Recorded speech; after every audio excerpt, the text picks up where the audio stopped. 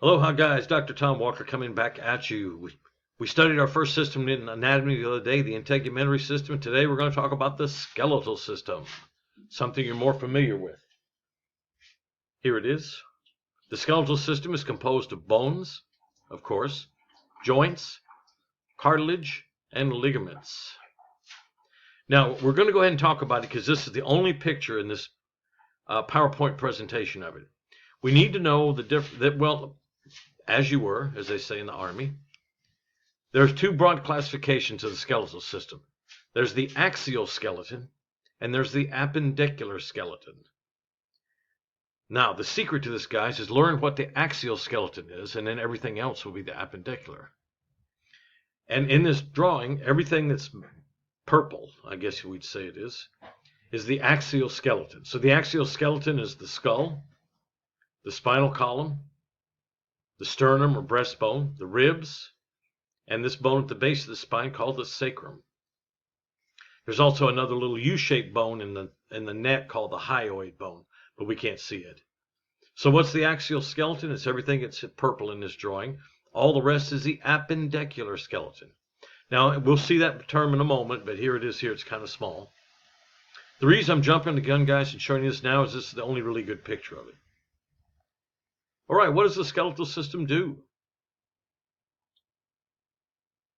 Supports body weight, supports and protects soft organs, like the brain and the contents of the thoracic cavity. With muscles, it enables body movement, stores important minerals, including calcium and phosphorus. It's a storehouse in the body of these minerals. Contains bone marrow, red bone marrow that makes the blood cells. It's extremely important. The tissue within long bones, the hollow portion of them. All right, there's many different sizes and shapes of bones. There's long bones, like this is the femur, the thigh bone. There are short bones. There are flat bones, like this is showing the frontal bone of the skull. There are irregular bones, like here's one of the thoracic spine vertebra, right here showing where it came from. And there's actually quite a bit more than this, but for our purposes, that's enough.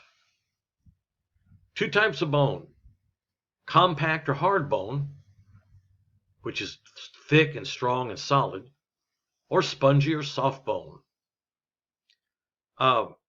Nature's, in all of its wisdom, guys, where there needs to be solid bone there is, and where there can be bone with hollow spaces in it to save weight and all, we have that too.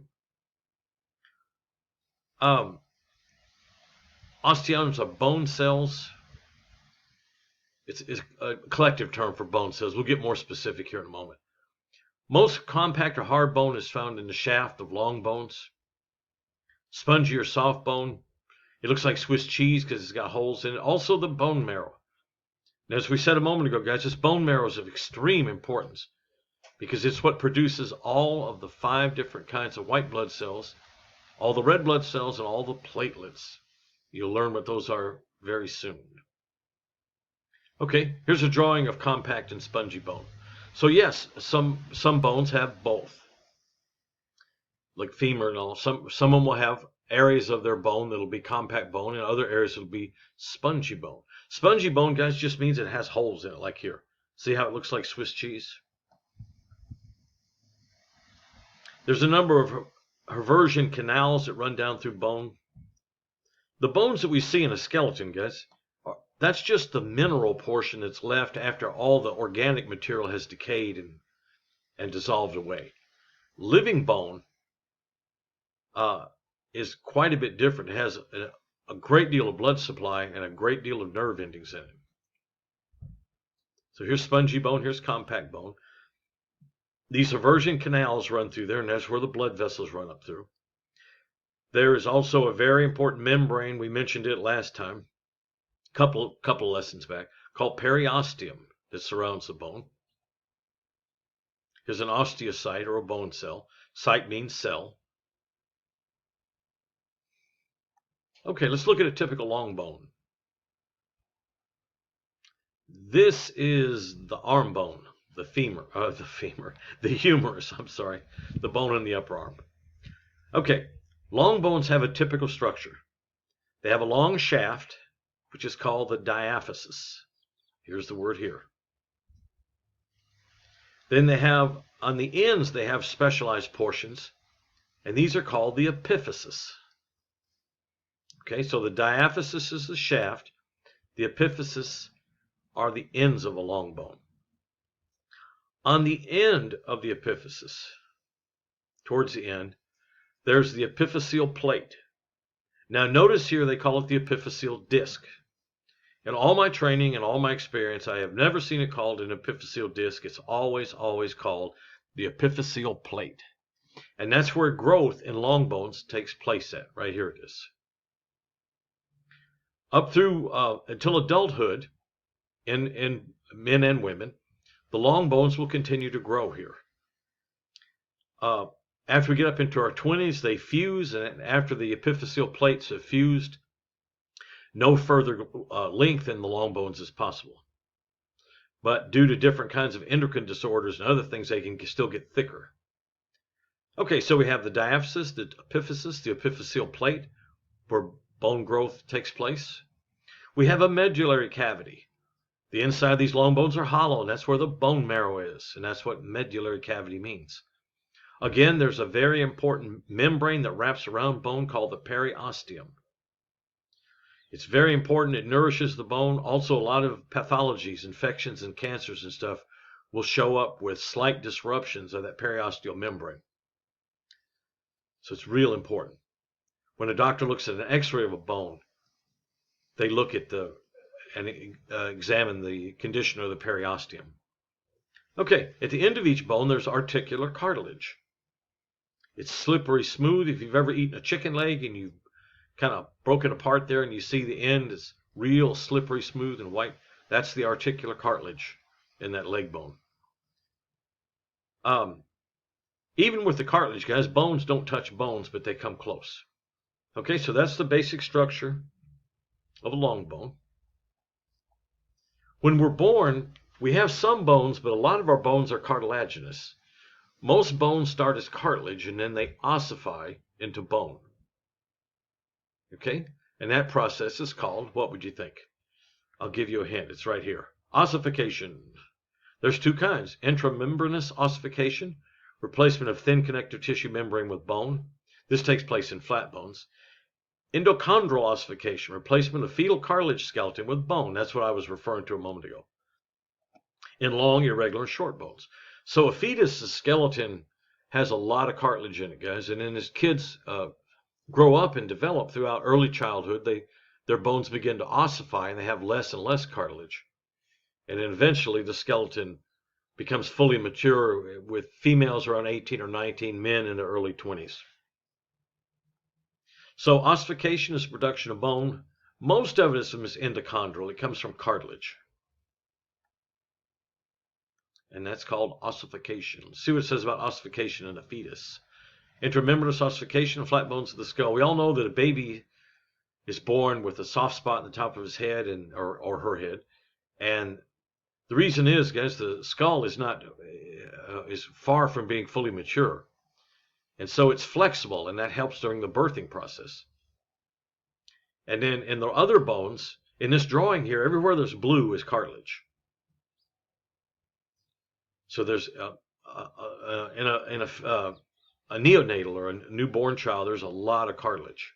A great deal of the skeleton is cartilaginous. And then again, throughout childhood and into early adulthood, it ossifies and becomes mature. The skull particularly is of real importance in a newborn baby. Okay, bones growing taller. Occurs at the epiphyseal plate. I know it says disc, and what am I saying? They're wrong. It's epiphyseal plate. Okay, there's two kinds of osteocytes. There's osteoblasts and osteoclasts. Osteoblasts build. Osteoclasts break down. Osteoblasts build, and osteoclasts break down. Why is this important? Because bone remodels itself throughout our lifetime constantly, I guess. So it occurs at the epiphyseal plate. Osteoblasts invade cartilage and disc. They mature into osteocytes. Bone growth can also be affected by hormones, estrogen, the female hormone, testosterone, the male hormone. And they also develop, guys, with stress and with exertion. Here's a picture of that. In other words, people who are physically active have strong bones, and people who are couch potatoes or due to medical reasons or whatever that aren't physically active often have very weak bones. Now, sometimes hormones play a big role in that, but also it's activity. As I said a moment ago, bones are constantly remodeling throughout our lifetime. Example of that are cowboys. Are there any cowboys around anymore? I don't know. I'm not particularly interested in cowboys, but anyway, that's why they're bow-legged, because they spend so much time on a horse that their legs modify over years to fit around the curvature of that horse's body. Just like in this drawing, these guys, they look like bricklayers here. Osteoclast hollows out, removes bone. Osteoblasts build bone. How do you remember that? Blasts build. Blast build. Blast build. Osteoclastic activity is called resorption. And it has to do with electrical charge, actually, guys. If you take a long bone and you bend on it, it creates an electrical charge through the piezoelectric effect. And osteoclasts are attracted to one, I forget which one at the moment, and osteoblasts to the other. So this activity takes place throughout our lifetime. It's supposed to. Okay. Bones are actually very complicated. Every bump, every lump, every crack, every fissure, every hole, every opening has a name. There's over 100 openings in the skull. Now, I didn't believe that until I had anatomy on that, and yeah, there are. There's over 100 openings in the skull. Everything has a name. So they call it bumps and grooves, and of course you guys only have to touch on a tiny few. Condyle is a large knob.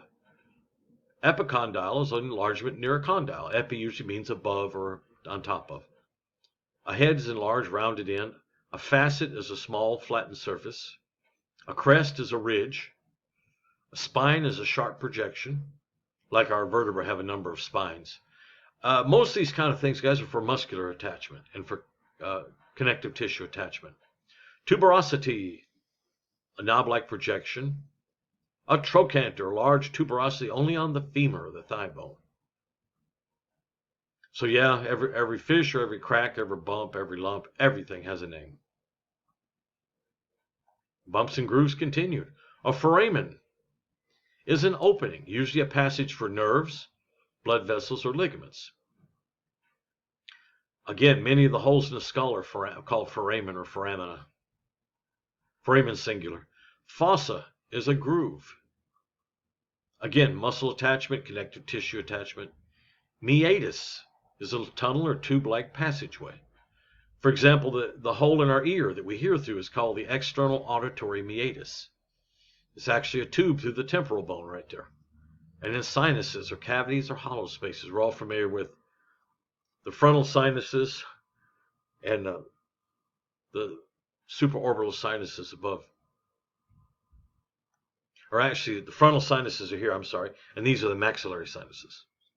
I was just testing you to see if you knew. Okay, broken bones, fractures. Now, this is antiquated. They should have this the other way around. See how they got simple fractures and compound fractures? That's old-time terminology that's not used anymore. Now they're called an open fracture or a closed fracture. Now, a few years ago, they were referred to as a simple or a compound. Like Tiger Woods the other day was in a bad auto wreck, got his legs all broken up. It said he had several open fractures. Open means, guys, it has punctured through the skin and it's poking out into the environment. As you can imagine, that's a lot more serious. Why? Well, for no other reason, the risk of infection is much, much greater. So a closed fracture, it's broken. Here's the femur, the thigh bone. This would be a particularly bad fracture. Have to have orthopedic surgery. It's closed because it's still contained within the tissue. Here's an open fracture, which used to be called compound, and the sharp edges have poked through the tissue out into the environment. There are many different kinds of fractures. We're almost done for today, by the way. This is called a green stick. You know how if you take a green stick of wood and you try to break it and it kind of fragments, but it won't just pop? You can have a fracture like that too. Okay, guys, we're finished up. When we come back, we'll talk about the articular and axial skeleton. Dr. Thomas signing off.